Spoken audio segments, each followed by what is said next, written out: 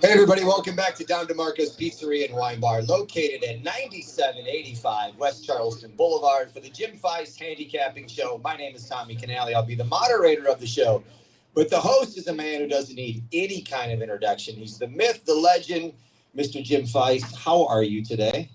I'm a legend because I've been around forever. That's the key. You're highly experienced, but before we get into football and introducing our panel, I want to ask you something. What's your favorite item on the menu here at Don DeMarco's? I don't know that I could actually say that because I like so many things. Last year it was like the sausage and peppers, and then the sausage with the peppers and the pasta. And, of course, the pizza is always good. And they have that big apple pizza that my friend Tom absolutely loves. And then, I got a blackened chicken 2 weeks ago that was absolutely incredible. I mean, the food is amazing. The service is great. The people here are great. Albert, he's okay. You know, the happy hour is tremendous. The chicken fingers and chicken wings are top notch.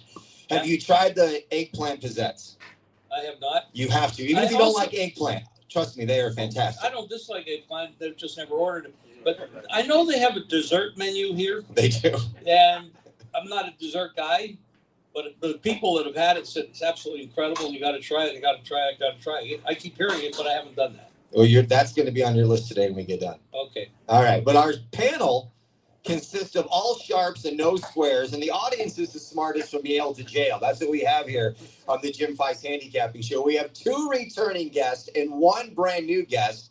Let's take care of the returners first. It looks like retirement is doing Jay Kornegay very well from the Westgate. The man looks like he hasn't had any stress in about 5 years. Jay, welcome back to the show. I stressed out that Mariners win last night. But other than that, you're doing well. Otherwise I'm doing okay. And then next to him is Kenny White, who was with us, I believe, for the, what was it, NCAA basketball? Is that when you came here for? No, it was actually NFL playoffs. Playoff time. Week 1 last year, yeah. Perfect. And then thanks for having me back. One thing about Kenny, he called me a legend, but that guy's a legend as well.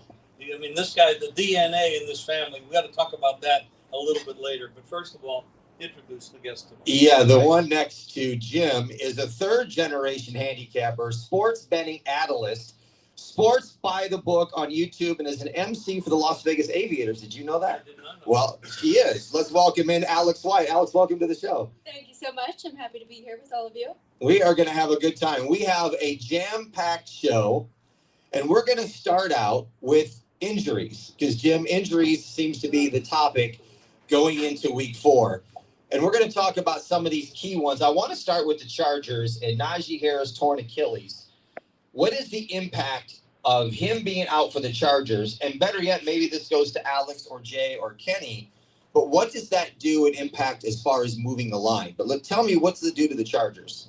Well, first of all, let's look at the Chargers. They just came off 3 division games. They won all 3 of them, so they're 3-0, and they're 3-0 in the division. That's a monster position to be in. Now they have to travel across the country to meet the lowly Giants, who are changing quarterback to Dart, sitting down Russell Wilson, who's absolutely washed up 5 years ago, unless he's playing the Dallas Cowboys. Now, what's it going to do in this game? I can't say. Long term, they better find somebody to replace him because he's a hell of a player. Long term, it's going to affect him. And obviously, with an Achilles injury, he will not be back. Kenny, let me go to you. What's it do to the line? Not a huge drop-off because, as Jim said, Russell Wilson has been really washed up since his last 2 years in Seattle. He just doesn't have the arm strength. He doesn't have the same quickness to get out of the pocket and gain yards with his legs. So I've got a very minimal drop-off, a half a point to a point at most. Jay, what about you? Same? About the same. I agree with Kenny. I don't think it's a big drop-off. I do think I agree with Jim, that it's a very tough spot for the Chargers here. That was a very, very physical game against the Broncos, a big division battle. It was physical from start to finish, and now they got to go all the way across the country and face the lowly Giants, and they got to get up for this team somehow. It's a lot of points for a team like the Chargers. Even though I do think highly of them, I just don't think the spot's very good for them. Alex, for you, on this game in particular, do you like one side or the other where the spread's at currently? I just want to throw in really quick about the running back and Najee Harris because Omari and Hampton is just waiting in the wings. And this is one of the best running back classes that we've seen in a while. We've seen both Ohio State running backs do very well. Scottaboo with the Giants.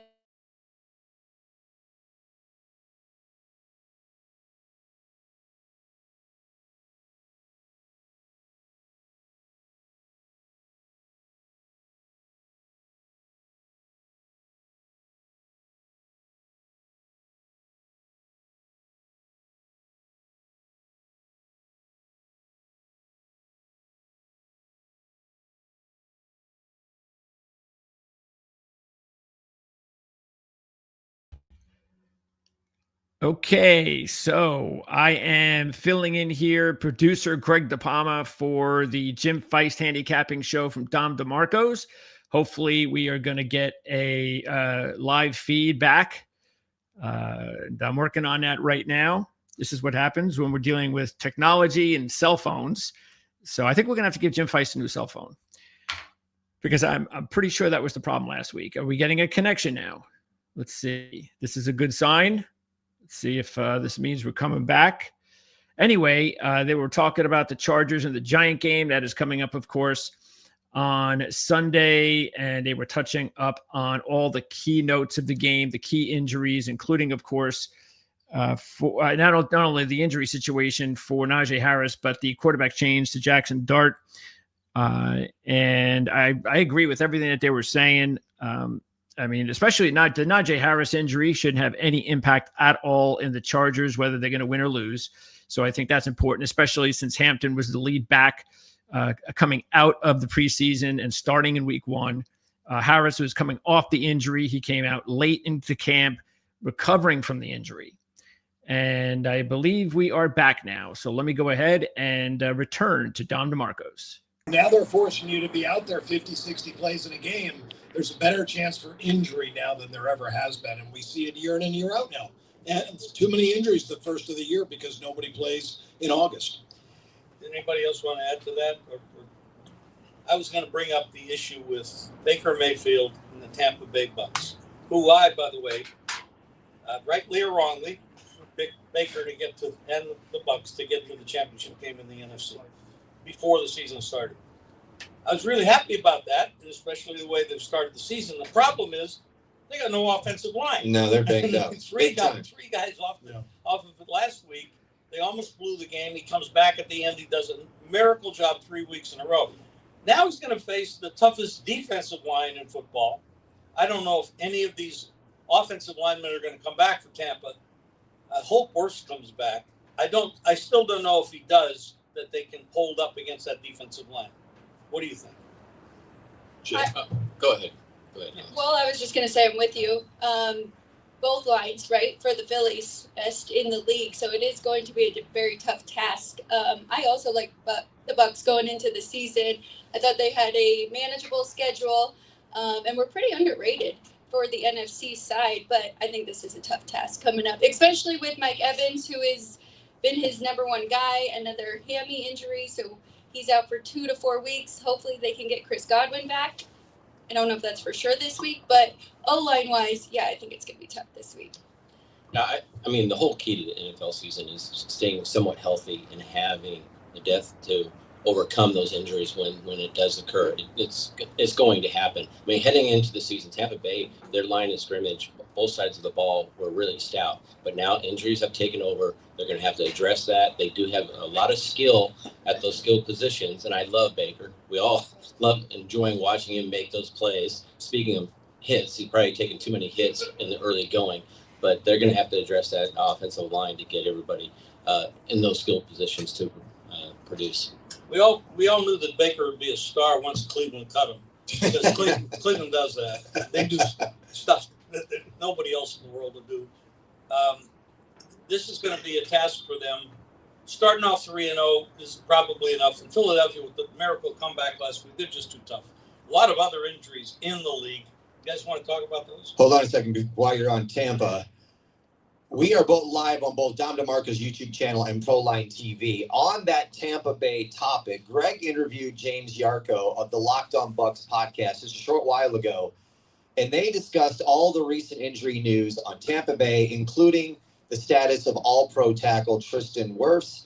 You can check out that interview now on ProLine TV. So for more on the Tampa Bay Buccaneers situation, you can check that out.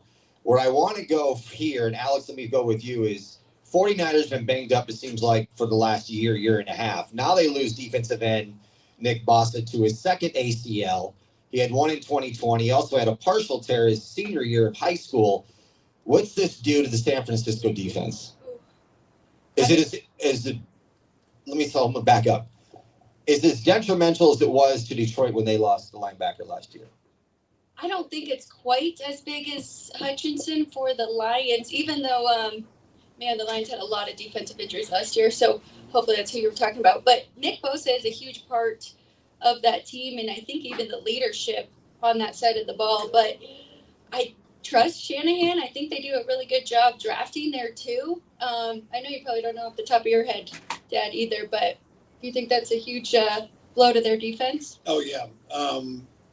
Position players, the quarterback's obviously everybody knows is the most important player in the field. Position players are very rarely worth more than a point. Very rarely. We talk about these running backs and wide receivers. They're a dime a dozen.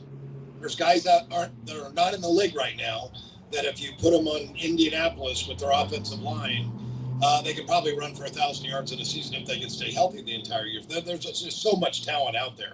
And in this league, the talent level from the top team to the bottom isn't that much difference. If you look at every offensive line, they all weigh the same. They're the same height. The receivers are all the same size. Everybody is. It's just it comes down to game planning, organizational beliefs, and having your players ready. But injuries, there are star players that are worth more. And Nick Bosa is one of those guys, and he's worth 2 points. That 49er team from last year was the best NFL team in the history of the NFL to start a season. There was no other team as talented as that team. They had so many players on that team that were all pro players, and I've never seen a team that good in my life. Now, one thing I was worried about was Brock Purdy had only had 2 years under his belt. The first year I thought, well, you know what, this kid was just doing it, didn't even know what he was doing, and he had no pressure because it really wasn't his job. But then he won the job, and I'm thinking, now he's got all the pressure in the world on him in year two, and he had a great year with all that pressure. And I thought, well, maybe this guy is the real deal.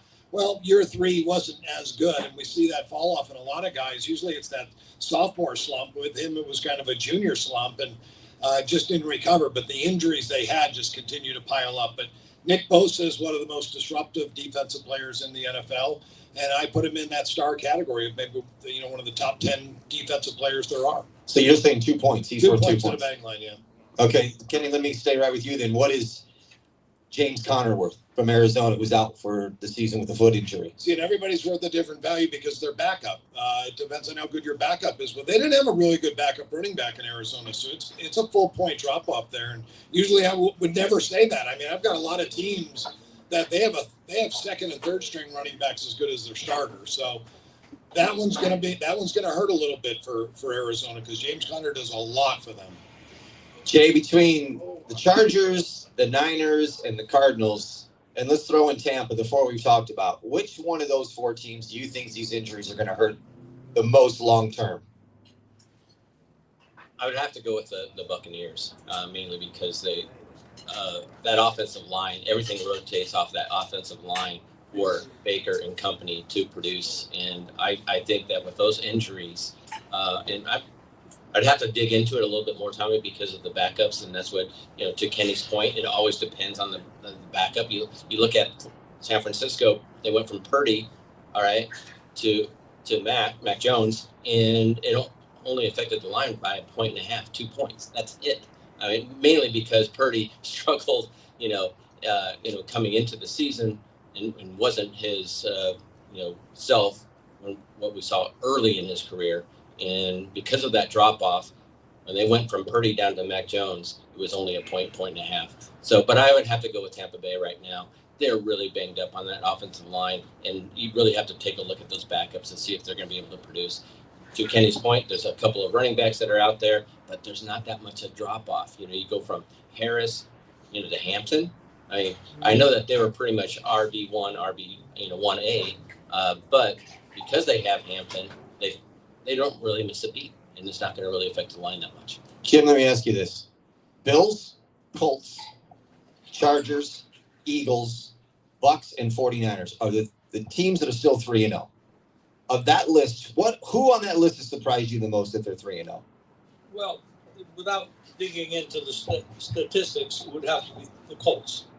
I mean, they've just been devastating. But you also have to look at the fact that they played a terrible strength of schedule. They haven't played anybody.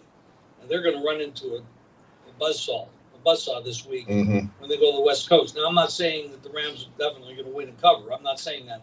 But they're going to play a good team with a good coach, a decent defense.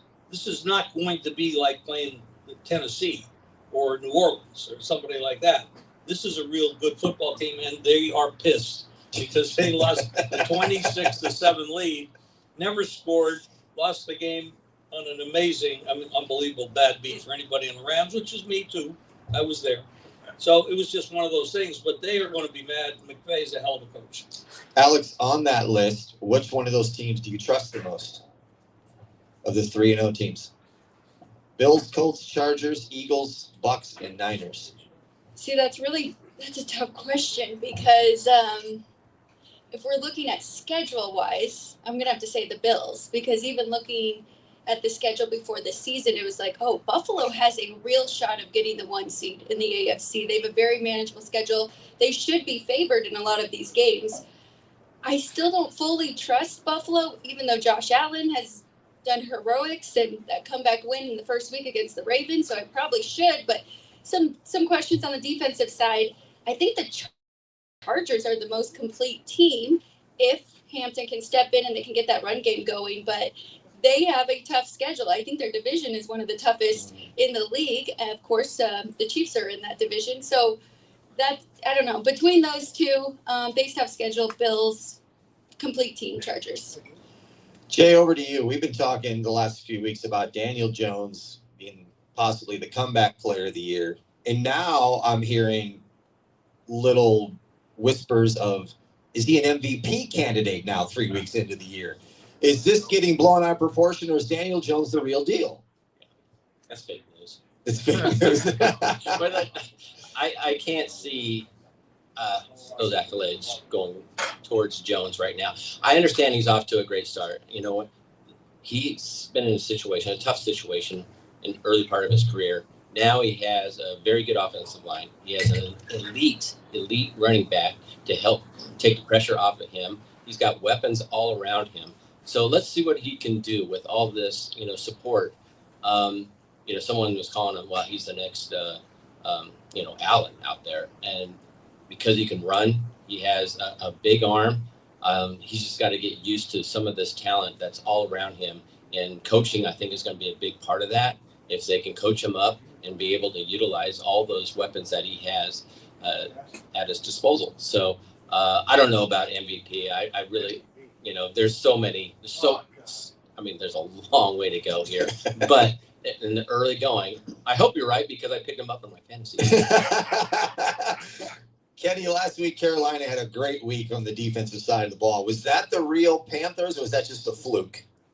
25% of all games are flukes.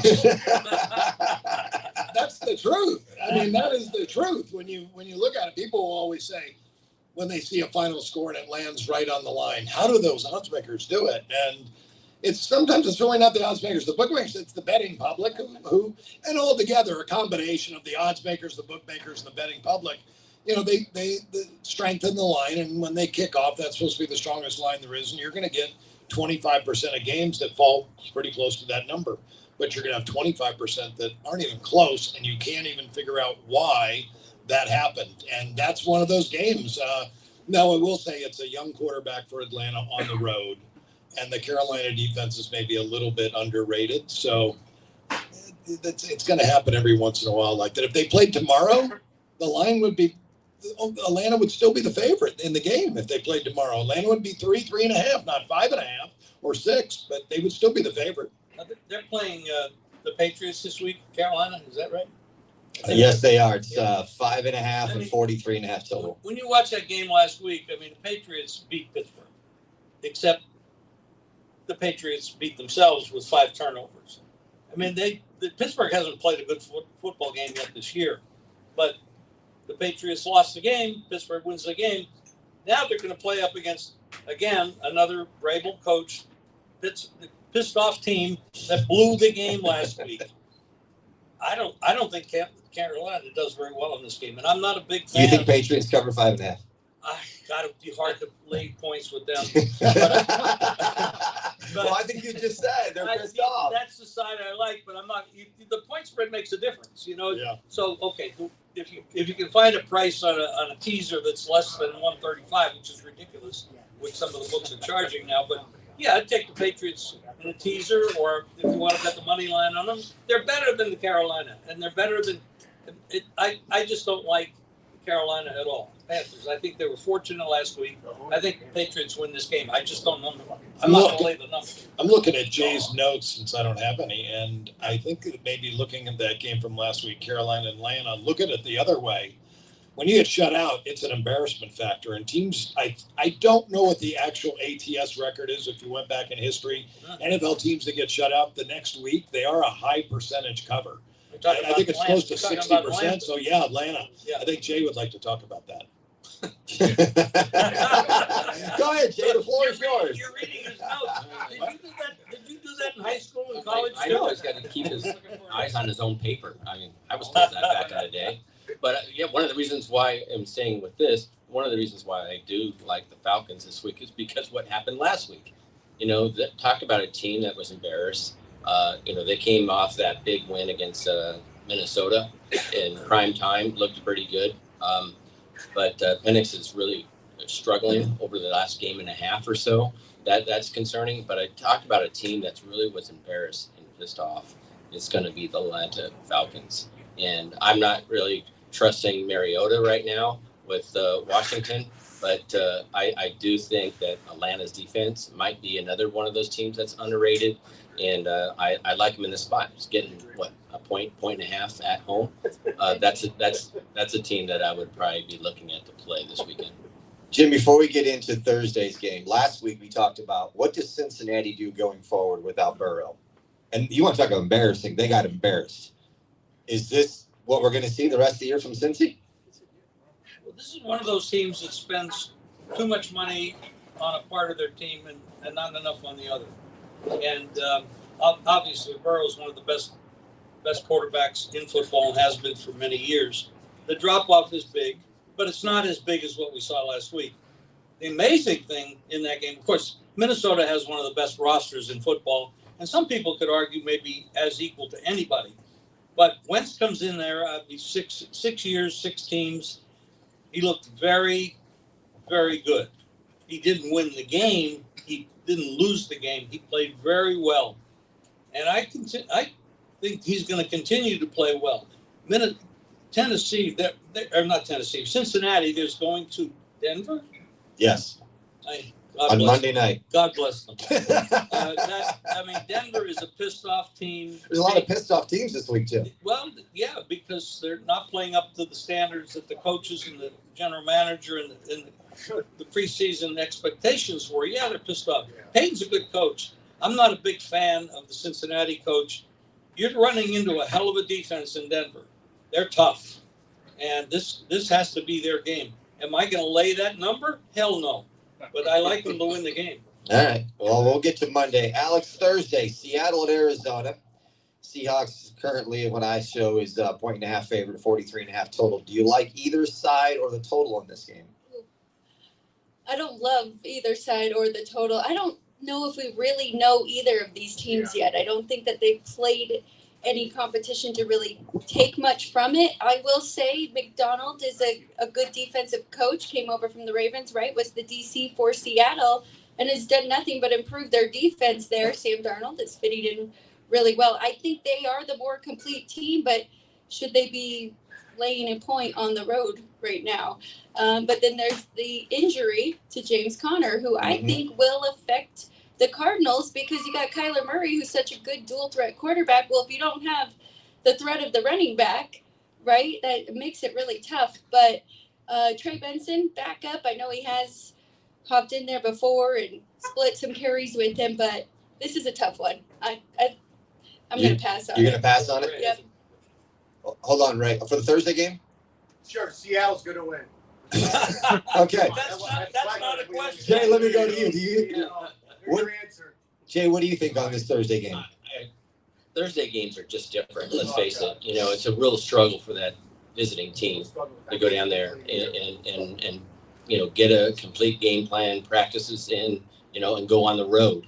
And Arizona's a very quality team. I didn't realize we can check like Alex did on the. Of course, Jay, you can always bring your laptop. Okay. We're good with that. Yeah, You know what? Kenny looked off your nose. If you want to look up Alex's laptop, that works too. Yeah, there you go. See? Everybody can cheat off everybody. This line has moved. Arizona was a 1.5 point favorite. Now we're looking at Seattle as a 1.5 point favorite. I was going to ask Kenny, why is that line moving? Because Is it Connor? Well, Connor's been out since Sunday, and not to mention Benson's a pretty quality back.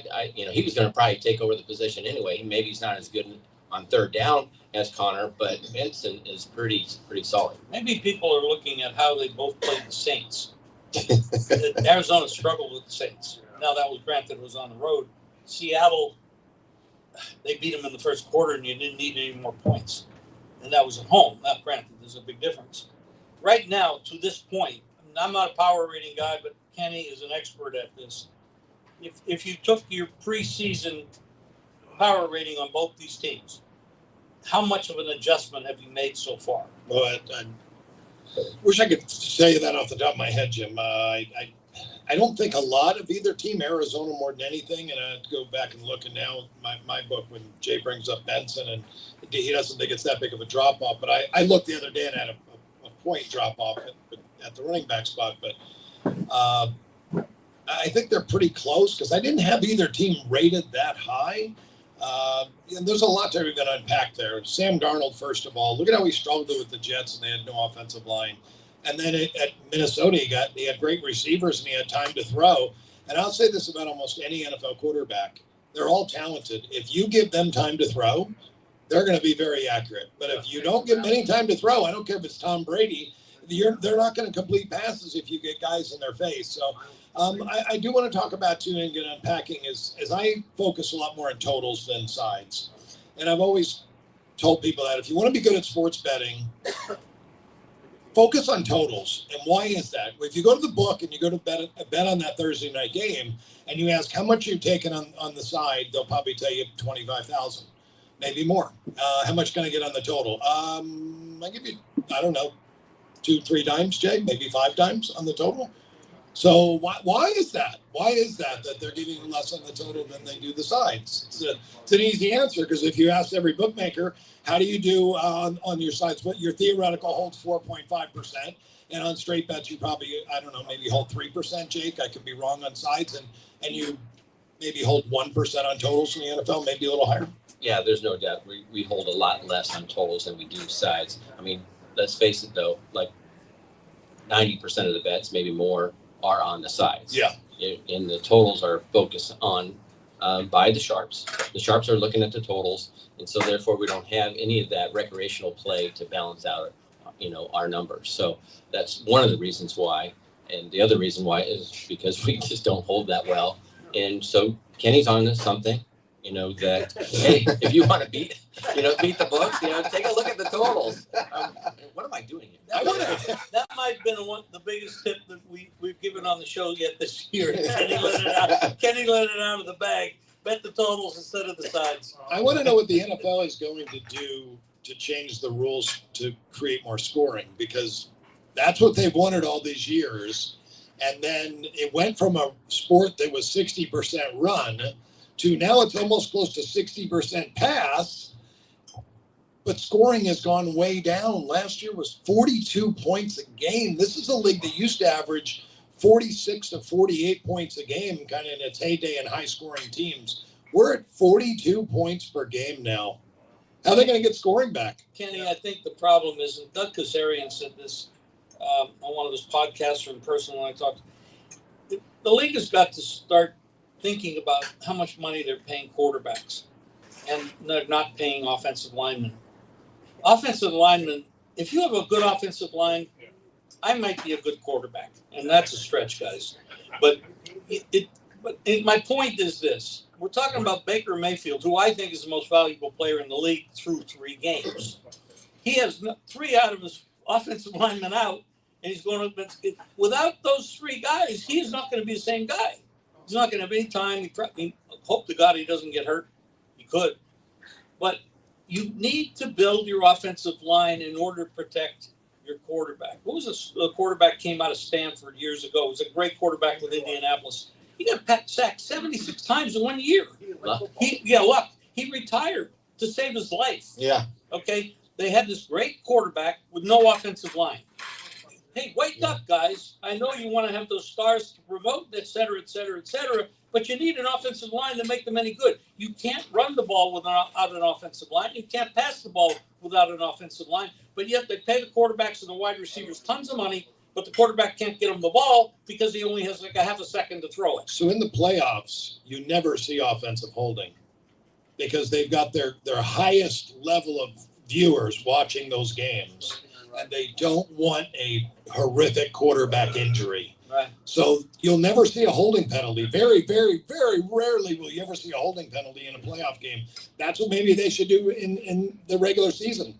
Let the offensive line do whatever they got to do to protect the quarterback to give them more time to get the ball down the field and get more scoring. That's another tip you just gave that maybe people need to listen to. You're full of that stuff today. Great stuff. Before I get go ahead, Alex. I just have a point to that about paying the offensive line more because you brought up quarterbacks and wide receivers, and now who else is getting paid? The Micah Parsons, the Hutchinsons, the other side that is coming after. They've made that position kind of a sexy position that guys are really trading for now in high school and college. So I think you're onto something with the O-line. Before I get into Sunday's game, Chris, you had a question? Talking about scoring, does going for it on 4th down have anything to do with the amount of scoring or lack thereof at this point? You know, it may be that kickers are so much better that going for I believe and Jay had John Murray working with him for years, and John Murray used to say kicking is for losers, and I believe that 100%. I don't think you should ever kick. I don't think you should punt. I think you should just go for it, no matter what it is, unless it's 4th and 22 or something. I think you should go for it. I think you should go for that touchdown every time, because every time you kick a field goal, the other team gets the ball back, and that field goal really was now valued at only 2 points because the other team getting the ball is worth a point for having the football. And if they get great field position on the kickoff, it's now worth more than that. So I don't know if that's the reason why scoring is down, because they go on 4th down more.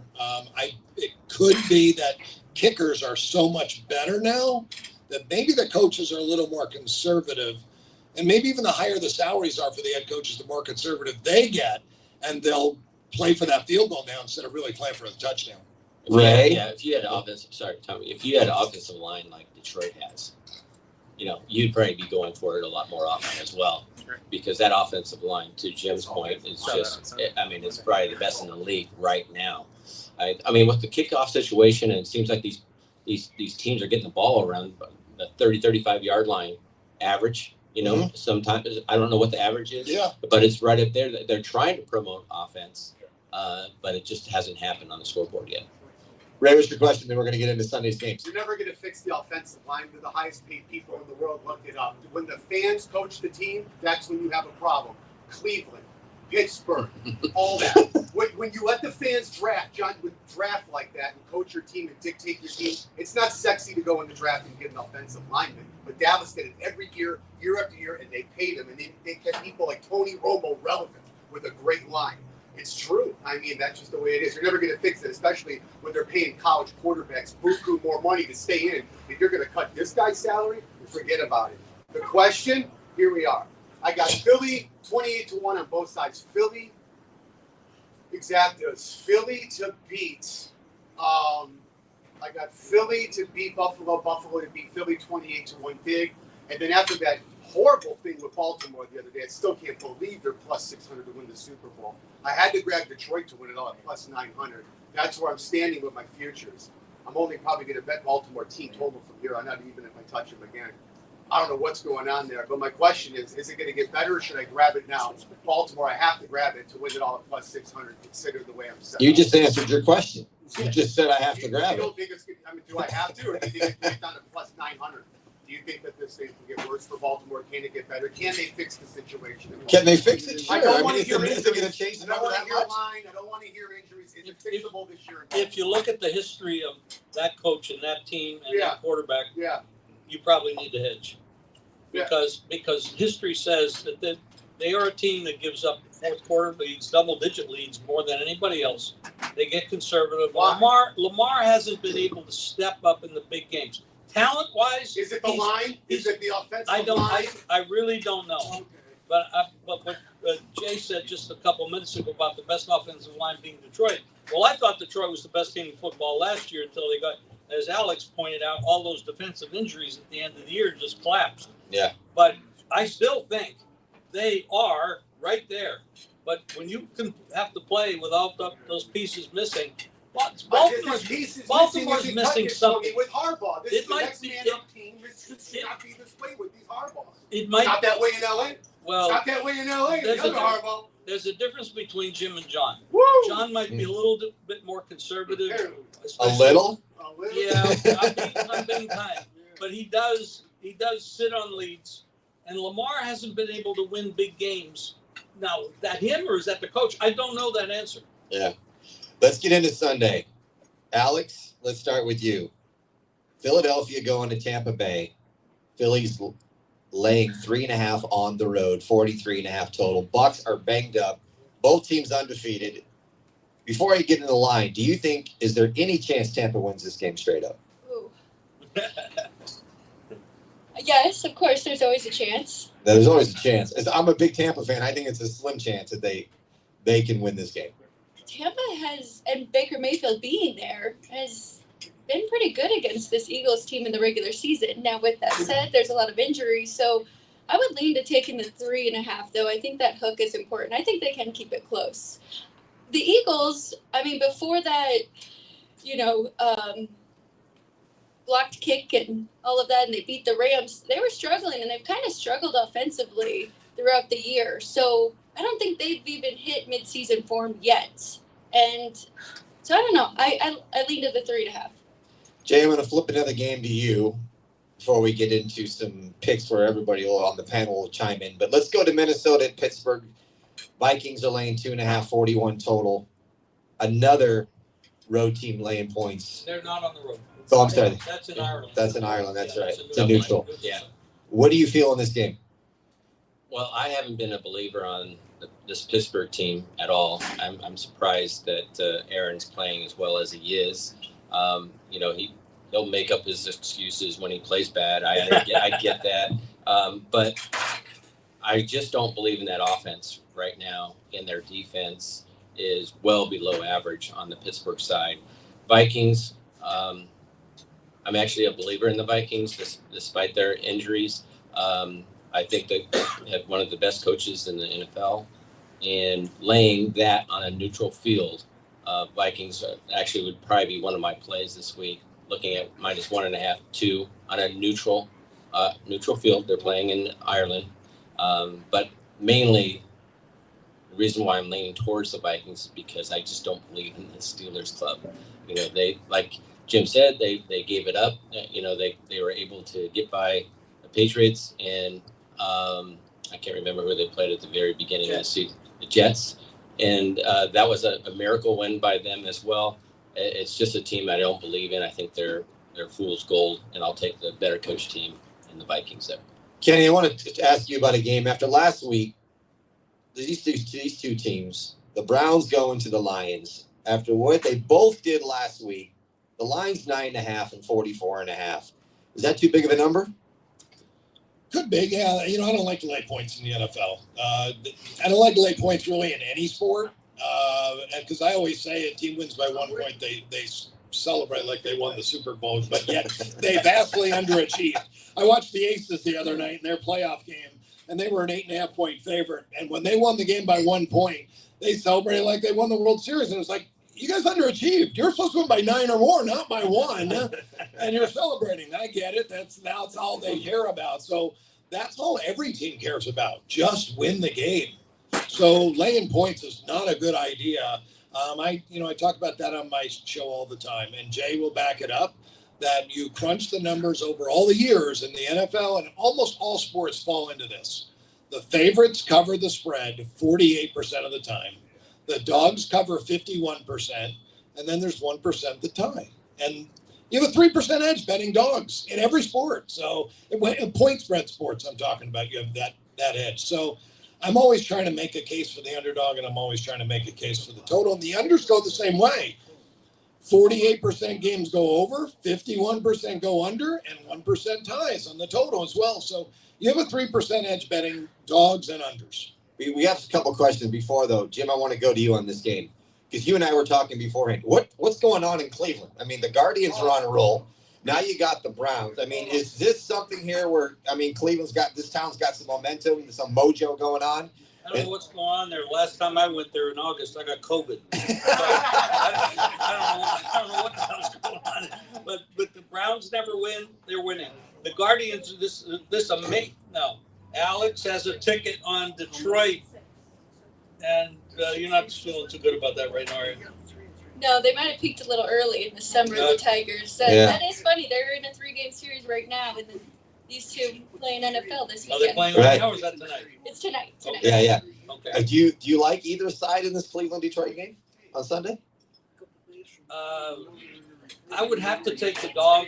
I probably would bet the game under. I don't see Cleveland scoring a lot of points on anybody with that offense.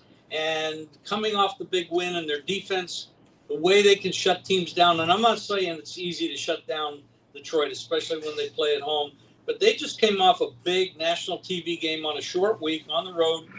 Unbelievable effort. And I think maybe you get a little flat spot here, so I'd probably bet it under. We got a question right here. I agree with Jim 100%. Teams that score more than 40 points back-to-back weeks have a terrible record against the spread in the third game. Terrible. Take the 7.5. Alex, let me go to you. Let's talk about the Colts going to the Rams. All right, we got somebody waiting for this game. Colts fan, 3.5 is the line, 49.5 total. What's your thoughts? Let's see what I made it now that I've actually pulled up my numbers. I made it Rams 5 at home. So okay. This is one where I'm actually leaning to the favorite here. They say too, right? You should lay the 3.5, take the 2.5 in the NFL. But I think the Rams are an angry team coming in off of that loss, and I think the Colts might be a little inflated, and we could find out some things this week. Go ahead. I'd like to bring up a strategy issue, and I've got some pros here at the table, so I really like your opinions. I have a habit of, if I like the favorite and it's -3 or less, that's 3 or less, I play the money line. I don't lay the points. I played Minnesota, money line. I play a lot of money line short favorites in every sport. And I'm a big underdog player most of the time, and I'm a huge total player. There's probably 70% of my plays are totals. So what do you think about playing money lines on short favorites, in your opinion? Jim, I could go into money management to start with that I've changed my betting philosophy over the last 5 years. That I used to believe, reading books back in the day when I first started gambling in the 80s, reading books, a lot of the books would say 3%, some said 2.5%. And I was a believer in that, but I had an ego and thought I was a lot better than that, though. So I'm thinking the average person should bet 2.5%. So my ego got the best of me, and that's what usually gets most gamblers. And I would bet 3 or 4% on my games. And with that type of attitude, sometimes when you start to go out a little further, you can go up to 8 to 10% on a game, and then you lose. And I had so many ups and downs, and there's still ups and downs. But now I bet 1% on my bets. So if I do go out on a game now, I only bet 2% or a 3% play on it. When I'm really going to step out on something, that's all I bet at my bankroll. So, Jim, to answer your question on games like that, I will split my bet up. And I'll bet half of a bet on the point spread and half on that money line on those games. I will do that too. We have some questions, but hold them. I want to get through more of these games that we have to talk to on Sunday first before we get to some questions, okay? Jay, on this game here, we're talking about Colts at the Rams. Everybody's been talking today about Colts maybe being inflated and they haven't played anybody, which is true. But if they would go in and pull this upset off, are the Colts for real? Well, it's still a long way to go. They did play the Broncos, so they did play somebody. Yeah. Being from Denver. True. Yeah. So that was an incredible comeback, and I know things bounced their way, and they got the call and they got the victory. But let's face it, they have looked very, very good on both sides of the ball, especially offensively. They've looked, terrific. Now, Jim already said this. They got to travel across the country, facing the Rams, a very well-coached team. It's not a great spot for the Rams after another very physical game against Philadelphia. It was a collapse. Yes, they could be a little upset, but they also could just be disappointed because they were up for that game against the Eagles, and now they're going to have to get up in consecutive weeks to play this Colts team that might not get your attention outside the record. So to answer your question, I'm going to say it's going to take more than just one more win before I believe in the Colts. Kenny, I want to ask you something and see if you maybe know the numbers on this. Jacksonville's coming to San Francisco. The Lions up to 3.5 and 47. Is there any statistics that show teams that go from one coast to the other on how they fare and what that point spread is in differential? The circadian clock theory talks about that a lot. And we talked about Pittsburgh playing over in Ireland. That game's usually won when they're playing over the pond, the team that gets there the earliest, because it takes your body one full day for every time zone you cross to recover. So the Steelers, and I know Frank will tell you, are notorious. They play this as a road game like they're playing in Cleveland. They go the day they're supposed to go on Friday, and they're going way too late. Those guys' body, it takes time to recover. And the circadian clock theory is your peak hours of the day. When are you most alert, you're most effective? And I believe it's somewhere between 2 and 6 o'clock. And after 6 o'clock, your body starts to fade, your brain starts to slow down. So East Coast teams do very poorly on the West Coast in night games. And I think it's a benefit for West Coast teams when they go back east too, because they're playing at basically 5:30, and the East Coast team, it's 8:30 for them, and their circadian clock is their time from where they're at. So I do believe that, and I do follow that. And when I first found it, I thought I found gold. And and just like anything else, you still have to do work, and you add that to your handicap, but you can't just play it blindly. Do you think the line is right at 3.5 for the Niners? Yeah, because they injured a Bosa now. Yeah. And Mac Jones is. Yeah, you said 2 points. There's a little bit of a drop off for Mac Jones, which is already figured in the line, but it was a 1.5 drop off from me to Mac Jones. So yeah, they have some injuries again, San Francisco, but they're the better. I think they're the better coach team. The team who's playing with confidence is the Colts, though. They are playing with great confidence. They should be able to hang around because Daniel Jones is a very good quarterback. I talked earlier about the offensive line. We've had many people bring that up. The Giants didn't have an offensive line. The guy was running for his life. Now he's got a great running back he can hand off to. He can use play action pass, and that's the best play in football. And when you can use play action, you're going to have guys wide open down the field because there's not enough defensive backs to cover you, and that's something he's able to do now with the Colts. We're talking about the Jags. Talking about the Jags and the Niners. The Jags. I think Alex should answer this, but I'm going to go with the under on this game. I'm not a Lawrence fan. I think they're going to shut him down. Okay, well, let me just stay with you then. You've talked about Baltimore. Ray had some questions on Baltimore. They're heading into Kansas City. The line's at 2.5, 48.5. We've talked about Kansas City's year to possibly fade. Talk to me about this game. Is this where we really see that they're going to make a big fade and Baltimore goes in there and wins this game? Or do you believe the Chiefs can win this game? I'm going to pass that to Alex. Oh, you're going to Alex. All right, Alex. The torch has been passed. What do you think?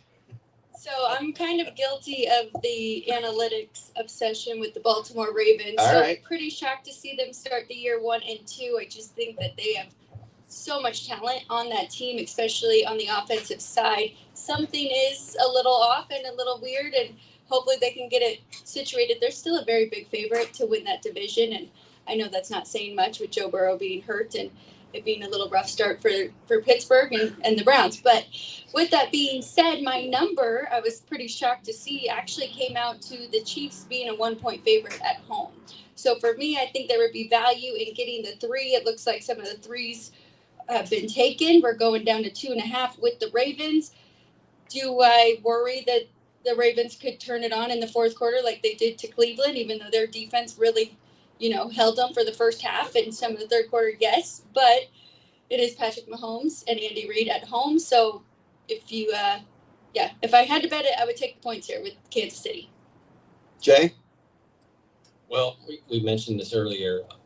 Jackson can't seem to win a big game. They seem to blow it every time they have a big game. They look so good against these weaker teams, and they run it up, and everybody puts them on this pedestal. But they still haven't won big playoff games, at least consistently over the last few years. They've already lost a big game to the Lions, and then they just lost again another big game this past weekend. So they're both 1-2.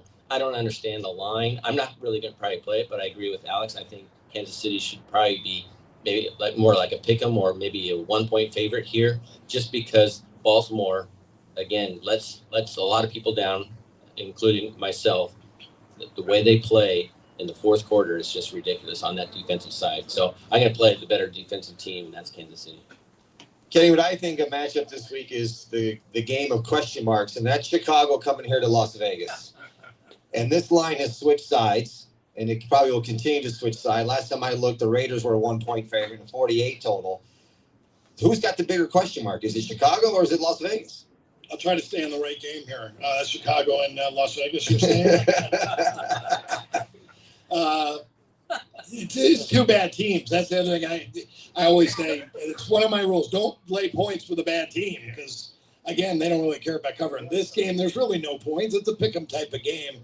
I have it really close. I had the Bears last week against the Cowboys, and I was so glad to see Caleb Williams play much better. And again, Caleb Williams, if you give him time to throw, he's going to put up huge numbers. But if you put pressure on him, he's not going to. I watched the Minnesota Viking game, and I watched very few games, but in the first half, he looked phenomenal, and the Bears looked great. Second half, the Viking coach said, well, we got to put some pressure on this guy. As soon as they put pressure on Williams, he couldn't complete a pass. He wasn't even close. He's throwing it all over the field. Such a drastic difference. But again, when you have time to throw and you have 4 seconds, you're going to find somebody open. If you don't have any time, you're in trouble, and that's what's going to happen. The Raiders have to put pressure on him. Between these two organizations right now, two bad teams. I think I have the Bears a slight favorite in the game, but I wouldn't want to bet it. There's not a lot of value crossing zero because the chance of landing a tie is very slim. But so taking the points, there's nothing much there. I'm going to pass, and that's maybe another good under game for me. And I want to say one thing again. You guys talking about Baltimore. We were talking about Baltimore the other day. I still have them rated the highest team in the NFL. They said, well, they have no defense. So, well, they played the Bills and the Lions, the second and third best offenses in the NFL. So it's who you play. If you're a baseball player and you face Paul Skeens and Zach Wheeler and Clayton Kershaw, and you're 0 for 12, and that guy can't hit. But you just face three of the best pitchers in baseball. The Ravens just faced two of the best offenses in football. And they faced the Browns, and they shut them down. They didn't give them anything because they're a bad offense. But it's preseason still. So forget about the first 3 weeks of the season and start keeping track of everybody's numbers from here on out, because now these guys got games under their belt, and now they're closer to mid-season form, which is still 5 weeks from now. One more game on Sunday. We've talked a lot about almost all of them, but Alex, I want to go to you. Green Bay going to Dallas. Green Bay does have some injuries up front. The line is at 6.5 and 47.5. Is this a good line?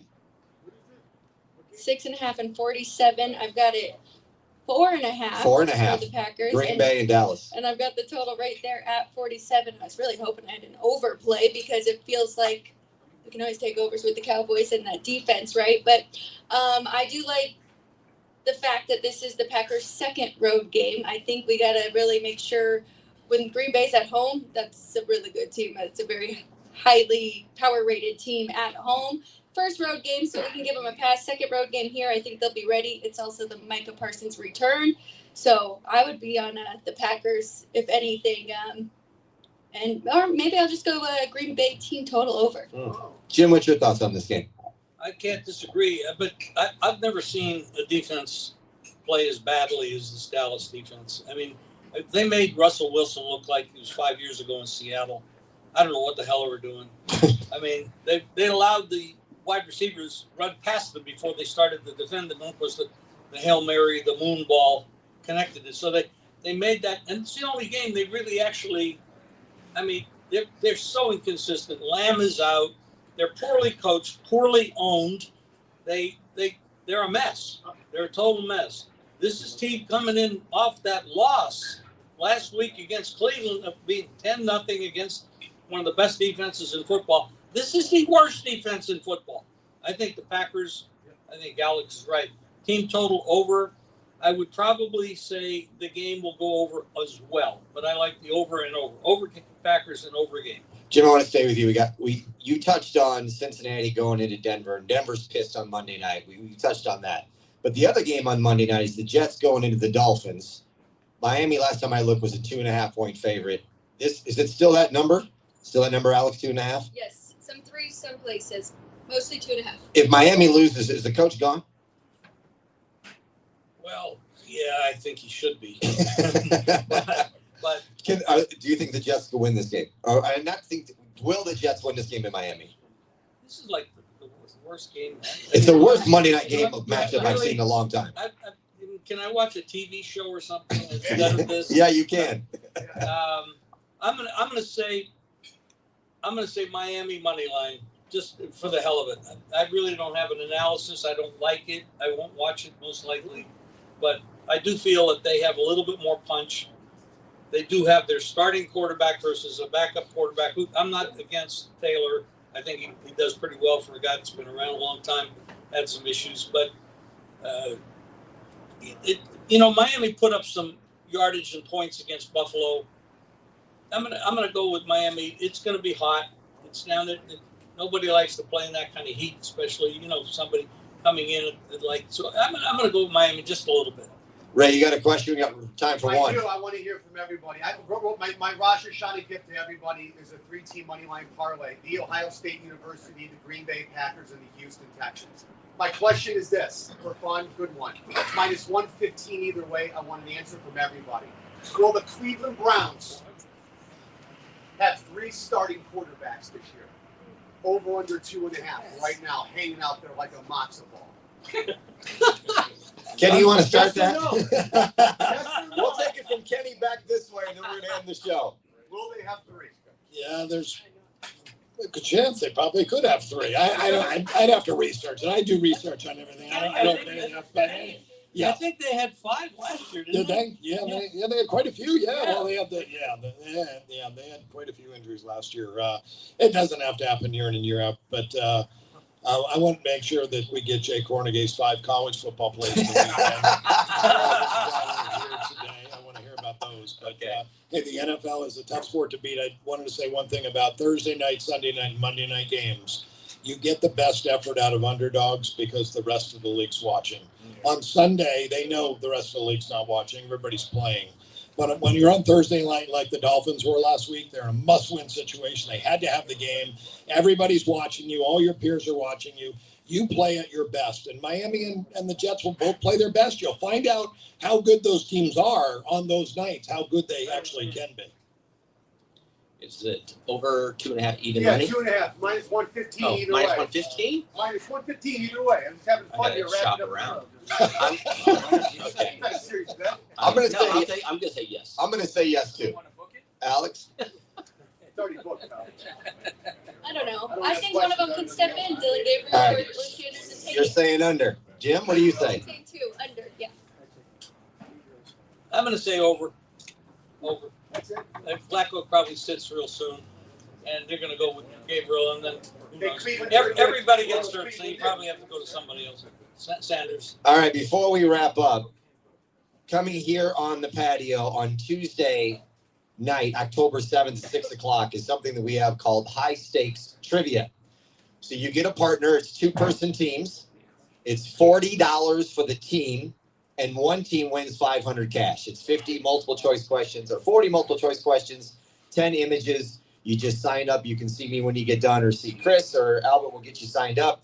$40 a team. Somebody's going to win $500. Tuesday, October 7th, 6 o'clock right here. Questions are all over the board. It's not just sports. It's all over the board.